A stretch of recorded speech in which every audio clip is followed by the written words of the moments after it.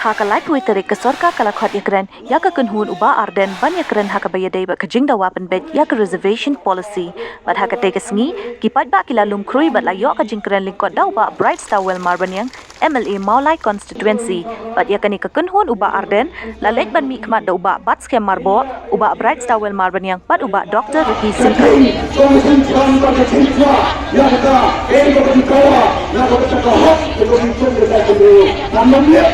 Atau video dan penghuni sekali try hanya buat kondisi kesal atau di mana dia try minum tempo minum itu kerana try nak betul kita yang suku dia kena reservation policy sehingga kemudian rakyat pula kenapa ada konflik kenapa ada gerai kebiang nak betul kita sama community tapi mau kalau kemudian rakyat Indonesia community dalam ini try dalam baca program kami dan rakyat Indonesia bentuk perman yang dinilai betul bentuk perman yang apa lain fungsi yang seperti dan untuk kerjaan dan yang try dengan kerja yang begini tetapi di kemudian sebuah strategi nanti balik nanti dalam ruang sampul dan boleh kalau gunung dalam bukan susah disediakan banyak politik kalau nanti susah ni kalau boleh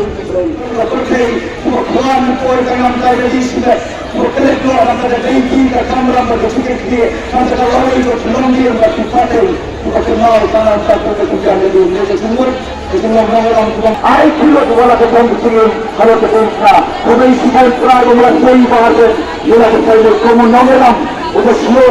Baru betul kita kementerian menaiki pemain lagi yang terkait sama yang kini nak berkata celah di Jokowi. Benar-benar tahu mereka ini berjadi lagi kerana ia pula yang terjadi pemerintahan di Jokowi ini. Haleluya Jokowi, haleluya Jokowi, haleluya Jokowi. Program Iwan Mandan Sri Abisna Jokowi pemerintahan Jokowi. Komisi Polri, komisi lagi Raputisha, dekat di dalam beri dalam beri, kumpul dalam beri, orang masih besar, dia beri. Kerana kami nak kasih kepada yang tentang badai, kapur, penyihat,